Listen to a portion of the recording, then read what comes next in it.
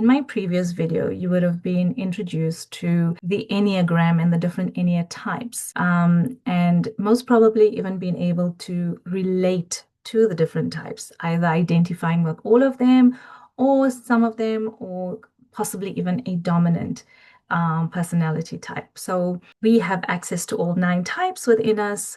We just access them at different levels, and we do have a dominant type that drives our personality. So in this video, I'm here to share with you insights about working with the different Ennea types and what I commonly see with each of the different types and the challenges that they experience, because they look at the world through a specific lens. And this drives their behavior, this drives their outlook on life. So, like I always say, working with a coach, whether it's with an Enneagram coach or an NLP coach, coaches are there to show you that you're not stuck and that it's just a change of perception or reframing to help you get unstuck, to help you see things from a different perspective. Because most often, when we feel like we're stuck or challenged, it's difficult for us to see things from a different point of view. So the first one is the strict perfectionist, also known as the reformer. Now, the strict perfectionist likes things to be in order. They're very detail orientated. Things must be in black and white. They like order. They have a lot of to-do lists. They're always thinking about what to do next, what they need to do, how they need to perfect it. And because the strict perfectionist is always trying and aiming for perfection, their worldview is that the world is not perfect and my life is not perfect, or the way I'm showing up is not perfect. So they're always striving for perfection. And what I want to say is that it is an unrealistic expectation, whether it is of yourself or someone else. To show up as perfect, there has to be a standard. You generally hold yourself to very high standards that you're trying to achieve. For example, you play the role of a spouse or a parent or an employee, a sister, a brother, cousin, a friend, and you are trying to show up perfect in each of these roles. Let that sink in. You have so many roles to play, and you want to show up perfect in each of these roles. That is heavy weight to carry. It's about being able to identify what you can and cannot do. And this is why oftentimes you feel like it's just too much. I'm exhausted. I can't do this, because you're always striving to achieve that perfection in whatever it is, whether it's in the way you showing up in your work, what you're doing in your home, the way your home looks, your career, your image.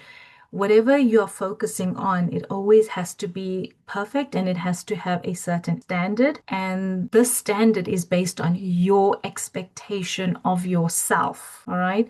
Now, you also have a very critical mind, and that critical mind is very judgmental. So the way you talk to yourself is not the way we talk to ourselves. It's very, very harsh. And what I do suggest to my clients is that you need to spend time reflecting on that critical voice. Is it what you are saying to yourself, or is it someone else's words to you? And it's often things that we've picked up as children. Things need to be done a certain way, and it's about living up to that standard, right? And it's also about identifying, who am I doing this for? Why am I doing this? The other thing is, you can only do what is within your control. You are not a robot. You are a human being, and you are so serious about life that life becomes a task list. It becomes a chore. Everything that you're doing it's a tick box exercise for you. And you forget about being present in the moment and experiencing the joy, and you stop enjoying life and you stop enjoying the things that you're doing, because At one point, what you started as a fun experience is now just a task that you want to perfect, and it takes the joy out of it. Now, I know that sometimes there is joy in doing certain things because you want to see it to completion and you want to see it done well in its completed stage. But are you having fun doing it, or are you getting frustrated while you're doing it? Is it bringing fulfillment? Is it bringing satisfaction? Because then what is the point of life if it's only going to be about tasks? But it's about learning to find the joy in the small things. And you do. There's lots of things that you enjoy doing. But it's about bringing those things back into your space, trying to bring the fun back into your life rather than being so serious all the time. I always say this to my clients. You are perfect in your magnificence. You are divine in your magnificence. Start having fun with life. Start bringing the joy to what you're doing. In the small things, start bringing that in. Next is the considerate helper, which is our Enneagram type 2, also known as the caregiver or the helper. So the Enneagram type 2s, they are very selfless, always taking care of everybody else's needs and forgetting about their own needs. And this is where you need to look at how you are showing up for people and why are you showing up in that way. Oftentimes, you show up for people in a certain way because inside you want them to show up for you in that way. All right. And you show up in that way to feel loved, to feel accepted, to feel seen. But those things are things that you need to give yourself. You don't mind buying an expensive gift for someone you love, but you won't spend that money on yourself. And that's a betrayal to yourself. You need to take care of yourself, fill your cup up before you fill other people's cups. And it's got to be coming from a place of love and acceptance for yourself. So you are not reacting and doing for other people because you feel you need to, but you're rather doing it from a place of love. I want to do this for someone else, and I don't expect anything in return. That's important. It's about doing without expectation. But what is also important is about taking care of yourself. And a lot of the twos don't know how to do that because they've been so focused on taking care of everybody else's needs that they've just forgotten about themselves. Like literally don't take care of themselves and their needs. And you feel so depleted, so tired, so exhausted. It is time for you to take a step back, to really fill your own cup. Ask yourself, what do I need? What do I like? What do I want? What do I want to give myself as a gift for a change? Do something for yourself. And then the other thing is you've created an expectation from the people around you because of the way you show up for them. It's an expectation that you will continually show up for them. But now I'm telling you that in order to take care of yourself, you need to listen to your body, listen to your mental state. Do you have the energy and the capacity to show up in that way constantly? All right. So it's also about putting healthy boundaries in place, being able to say no, or being able to say, not right now, maybe later, or I don't have capacity right now, or whatever the case may be. But it is about healthy boundaries, okay? And there's nothing wrong with saying no. If someone doesn't like the fact that you are not showing up for them the way that you usually would, and you are feeling drained and exhausted, that's on them, okay? It is not your responsibility to save the world. You have to learn to become a person who empowers people so that they can learn to take care of themselves and not be dependent on you. Right? What happens if you're not in the picture? How are they going to take care of themselves? So it's about taking care of you first. When you show up for yourself, life will show up for you. The third Enneagram type is the competitive achiever. The competitive achievers, they are about performance. It is about winning. It is about being practical, about being busy, about being effective. And oftentimes, I do see competitive achievers burning out, getting exhausted because they're taking on so much, because they want to show that they are effective, that they can take on these roles and responsibilities. But at the same time, it is about managing what is in your control, being able to take time for rest, because rest is not laziness. Rest is a time to fuel your performance so that you can be present in your job, present with your family, with your kids, whatever that may be. But it is about listening to your body, taking that time out. And then also, showing up authentically as well. It's not just about this image of what you think the world expects of you, because at the same time, you cannot show up perfect in every way, but it's about accepting yourself. And when you don't accept yourself, you feel like you're not worthy until you are winning, or until you're getting a specific accolade or a qualification or the next promotion. All of that doesn't mean anything when you don't accept yourself, because then you're doing it from a place of, I'm not worthy until I get this. But what about feeling like you are worthy? And so I will achieve those things, because it doesn't come from a place of fear or lack. It comes from a place of fulfillment and satisfaction and acceptance. I've had to record the Enneagram 4 Intense Creative separately because the original didn't record correctly. The intense creatives have a deep connection to emotions with a desire to live a meaningful, authentic life of self-expression.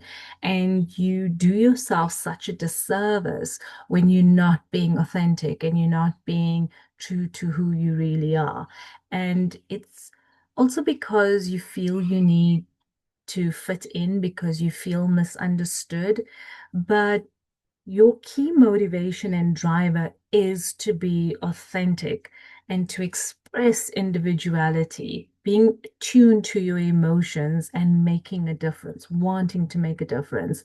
We do see a lot of intense creatives in marketing, in the creative careers. Not to say that we haven't seen Enneagram Type 4s in IT or, data research. What I do find with the Enneagram Intense Creatives is that you do feel misunderstood because you are different. You are unique in your own way, but it's about being true to who you are. And when you are that, people want to know who you are. They want to understand you. When you are being true to who you are expressive, and sometimes it may not sit well with people who are not being true to who they are.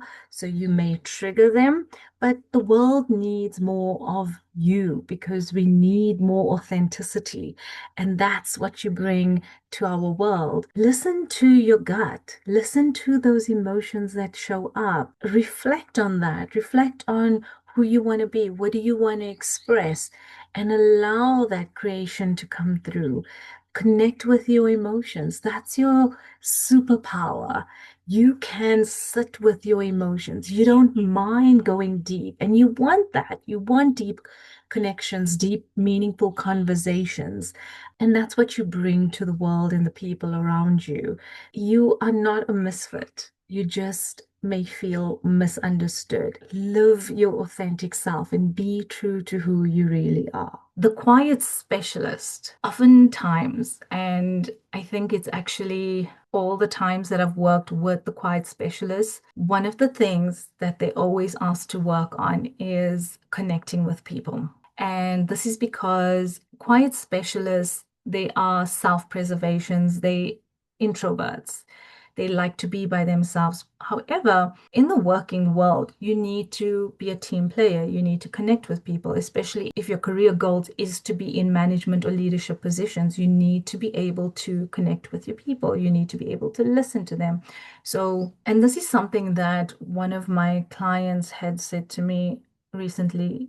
He said, who was a quiet specialist, and we were working together for 6 months. And when we were closing off the session, he said to me, the reason why he decided to come and work with me was because he thought he was broken. But while working with me, he realized that it was just things that he needed to work on and that he was not broken. And that meant so much to me because no one is broken and nobody needs to be fixed. And this is what the power of the Enneagram does. It shows you how to become self-aware of the personality and its limitations that you have, things that you are not aware of because you are looking at the world through your world lens or worldview.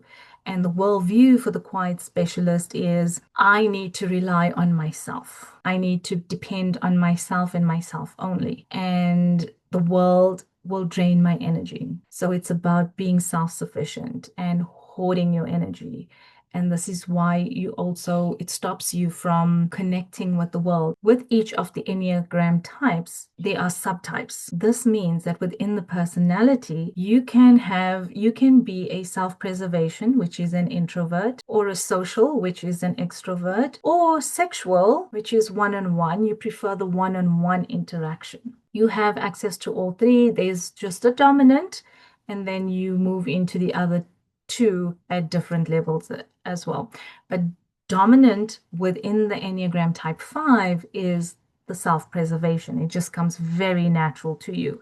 You can be an Enneagram type 5 quiet specialist and still be a socialite, still be an extrovert. So with the Enneagram type 5s and being able to learn how to communicate, how to connect with people, one of the things that does come up is sharing information. In my studies of the Enneagram, it's called hoarding information. It could also be that you are not comfortable sharing it because you are not used to that. You always tend to be in the background listening to people, but here you can share information. And this is how you connect to people because people want to hear what you have to say. The quiet specialists are absolutely fascinating, and we really want to hear what you have because you guys are very smart people and we want to hear what you have to say.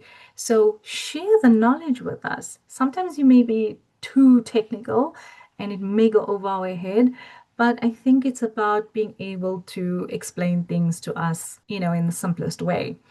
But really, you have a voice. You have a good understanding of how to make sense of the world. So please share that knowledge. And this is how you start having that connection with people and learning how to communicate and share your knowledge. And also, you don't have to carry everything by yourself and do everything by yourself. It's okay to ask for help when you do need it, and that is what being a team player is about as well. And oftentimes you don't share your views on things. So you leave it up to the other person to decide on what their expectations of you are. And this is what I often find is, especially in teams where the fives are usually working on their own, but the team may be more social, maybe more talkative.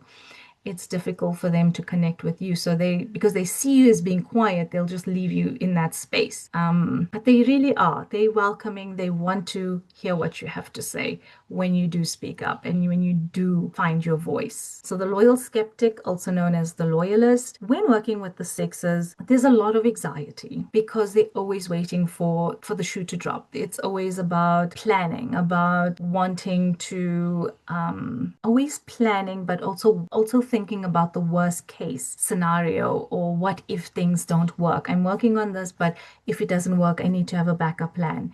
And loyal skeptics are very loyal in their relationships, in the organizations that they work on.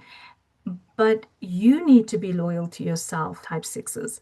It's about trusting yourself and not doubting it, because this is where the anxiety is stemming from. There's so much of doubt within you. You are doing what you need to do, and you can do it as well as you can, but you'll still have that anxiety. You'll still have that plan A, B, and C because you don't trust yourself. So working with the sixes, it's about learning to trust yourself, learning to take a risk. This is how you live through life. It's not about always playing safe.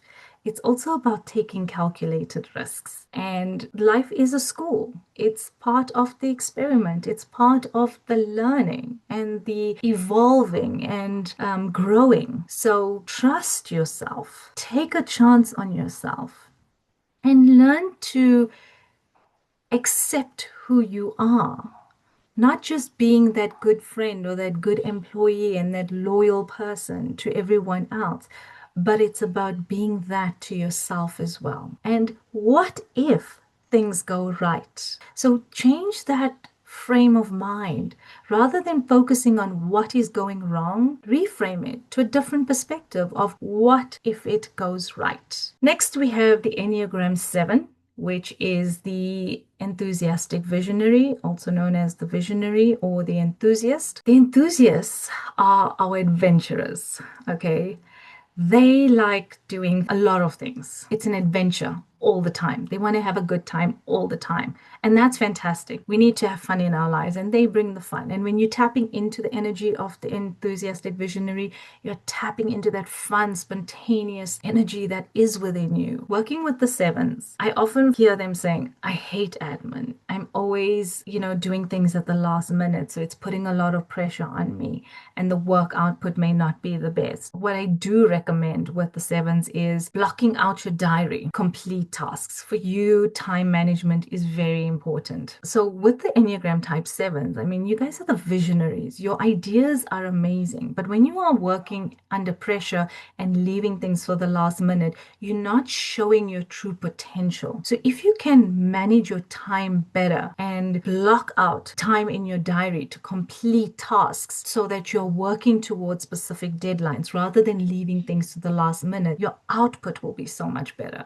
And this helps the Enneagram type sevens. Because you connect with people so easily, I do see the sevens connecting with people who are okay to take on the administrative duties for them. So that's just the way I see the Enneagram type sevens working. One of the things that I do say to the sevens is about reflecting on what are you chasing, because every week it's a new idea, it's a new vision that you was when I was working with an Enneagram type 7 manager, every week it was a different app or different tool that was being introduced and that I needed to implement. At the end of the day, it was like, there are so many new tools to use. I don't know which one to use because sometimes it was just duplicating stuff, but it was exciting initially in the beginning. And then it was like, oh, this is so cool. Let's use this. Oh, this is so cool. Let's use it. So you have the vision. What do you want to achieve out of it? You lose people on your journey because there's so many new things that you're trying to introduce and so many new things that you are talking about that excites you. There's nothing wrong with that.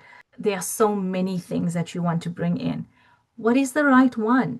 Which one are you really focusing on and specializing in and looking at to see what is the best possible tool, process, app, whatever it is. The same things with adventures. It's always something new all the time. And then you go and get the whole kit, and then next week it's something else. So, what are you running from? What are you avoiding? What is that thing that you don't want to face or deal with? And being able to sit with that. There's nothing wrong with sitting in silence. A lot of power comes from there. I have a friend who she's like in a span of like 2 to 3 years, she's written 3 books. But once she completes the one, she's on to the next and on to the next and never takes the time to really sit and appreciate what what she's actually done, what she's really accomplished. It's just on to the next, on to the next. I need to do this, I need to do that. So for the sevens, it's about really being present, being in the moment, appreciating where you are, appreciating how far you've come on your journey and what you've accomplished as well. The eights are also known as the challengers. Working with the eights, their emails are very straight to the point. Their communication is very straight to the point. You'll very rarely see, hi, how are you? Did you have a good day? Did you have a good weekend? How was your weekend? It's getting straight to the point. What do you need to get to? What do I need to do? When it comes to the eights, what I do see is that you feel like you have to take care of everybody. People who rely on you, it becomes a big task for you to take care of. It gets to the point where it's so much energy that you're carrying, it's so heavy. The eights that I've worked with, majority of them were not at their healthiest state. And that's because they're carrying this load that isn't their responsibility. There is a point to which you can take care of people, but then after that, you also need to empower people to take care of themselves and not just carry all of those responsibilities. Because let me tell you, people do want to help you. It's just that you drive, you are so strong in your personality. When you show up, you want to lead, you dominate the conversation, or your leadership qualities are so strong. Jump into a situation, you know how to go straight into action. And so people just take a step back because they know you will take care of things. And it's not to say that they can't take care of things, but it's also about you asking for help, being able to allow others to help you to carry the weight on the journey as well. And it's not your responsibility. One of my friends that I've spoken to, she told me, but there are so many people that rely on me. And I said, you have to allow people to also take responsibility for themselves. You are not other people's savior. So it's time to take off that thorny crown and put it aside. And you need to take care of yourself. So, eighth, you can be very intimidating because you have the strong presence about you. You're very confident in yourself and the way and your approach to life. So it's also about reflecting on other people, how you're showing up to them, also being able to be an approachable person. If you are in a leadership position, being able to be an approachable leader, because when you are not an approachable leader, your people are operating out of fear in the way that they're delivering their objectives, and it is intimidating for people. So if you want to create a good working environment, it's also about being vulnerable, because there is strength in vulnerability. The Enneagram type nines, when you find your voice, that is where you show up with your strength. And oftentimes you don't speak your mind. You trying to achieve peace outside of you, but while achieving the peace outside of you, you create a war within yourself. Because what you really want to say, you don't say it because you don't want to rock the apple cart. You want to be liked and accepted by everybody. You want to just go along to get along. What is important with you as an Enneagram type 9, and when you are tapping into that, is that you are great mediators and facilitators because you connect with people really well and you can identify and see the problems and challenges from an objective point of view. And when you do speak and you do share that knowledge, people respect you. Your task is to show up and find your voice. And it doesn't mean that when you say something that there's going to be a fight. And this may be something that is something that you've picked up at a young age, that when someone said something, there was a fight, and that made you scared, and now you don't want to do that. So you avoid it at all costs, but it is costing you your peace, your own inner peace. I am a type 9, and what I learned to do is when I was not happy with the way someone spoke to me or something that they've done, I would always go into my heart space. And I would remind myself that this person is also trying to do the best that they can in life, and they may not be aware of what they've said or what they've done and how it's made me feel. It will take me some time, but I will practice what I needed to say. And what I needed to say was not about getting a yes or a no. It was about saying what needed to be said. So whether that person accepted it or not, it was not my problem. The point of the communication and the conversation is for me to let the other person know what they said or did was not okay, and that I'm not okay with the way they've communicated to me. So I would go into my heart space, be very calm, because that's the peacemaker within you. You have the strength within you. Go into that calm space. And when you're in that calm space, when you got to prepare for this conversation, you can't just go there and say, "Oh, you make me feel uncomfortable." And then the person asks you, "What did I say?" And then you don't remember. So be prepared. You need to have evidence of it. This is what you did. This is what you said. This is when you did it. And then have the conversation. And please don't go a year later because they're not going to remember. Once this happens, try and have this conversation as soon as possible. Give yourself a time limit, because what happens is you're going over it in your mind all the time and you're not resting. It probably don't even sleep. So you matter. Your needs matter. And it's important when you have something to say it. Don't allow fear to take that piece away from you. So be prepared. Go in with a calm emotional state and have that conversation. Say what you need to say. If the other person gets angry about it, that's okay. That's okay. Don't react to it.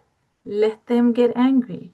You may trigger people because they're not going to like what you want to say, because now you're going in and saying your behavior was not okay. But what is important is that you matter, and when you have something important to say, you need to say it. And that's how you take your power back. Type 9s. I hope this video has helped you. Find your voice, stay in your power, pull your power back to yourself. I hope this helps you tap into the strengths of the other Enneagram types as well. Like, for example, the 9s, your wing is the Enneagram type 8. They have no problem having a confrontational conversation. So lean into that. The same with the Enneagram type 2s, your considerate helpers when it comes to putting boundaries in place.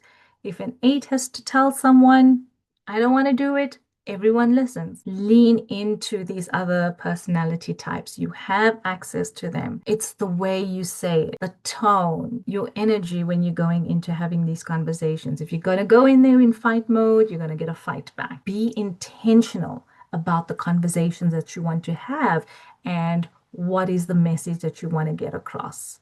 I hope this helps you.